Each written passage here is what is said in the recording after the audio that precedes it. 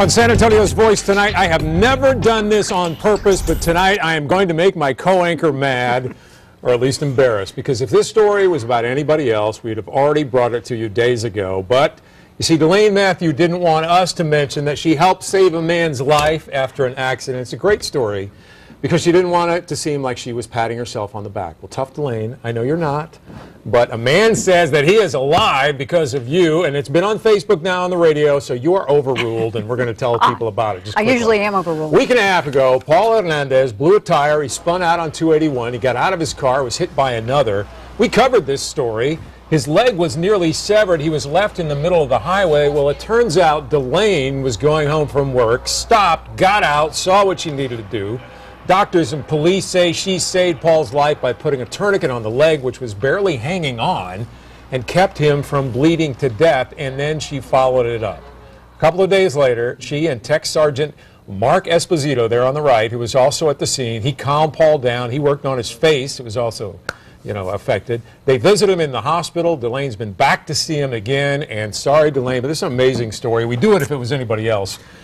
Tonight, we're just asking you about this, and you said you knew to do a tourniquet because of what? Well, I had watched TV.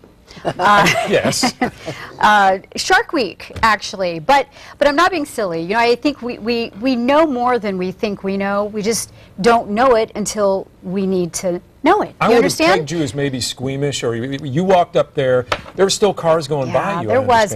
Well, because this young man really needed some help. Mark Esposito was instrumental in making sure that I was really calm just by the look on his face. I mean, this guy, he's special ops military, combat controller for the Air Force. But he didn't tell you to put a tourniquet on. No. You opened it up. You saw the leg. You said, "I need to do this." With a bandana, right? With a scarf. Somebody brought me a scarf, and a woman who was there really helped me too. She lifted up the leg, and I was able to slip that scarf underneath, and we tied it really, really tight. And I said, "You pull that direction, I'll pull this direction." Sorry, Paul. I know it's going to hurt, but it really made a difference. The coolest part of the story is I asked Delaine when she told me the story, "Were you the first one there?"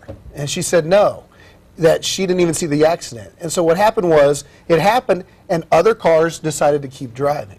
And she stopped. She could have, just like the other guys, kept driving, but she stopped. And that's what makes us our hero. And we just wanted to take the time, and we're not, we're patting you on the back, Delaine. Well, thank you. Let's talk about sports now. And you're going to follow that up later. It's a beautiful, beautiful family. I've met them, and yes, I will do a story eventually down the road as he recovers from his injury. Proud of you. Well, congratulations. It was a big night for the Spurs.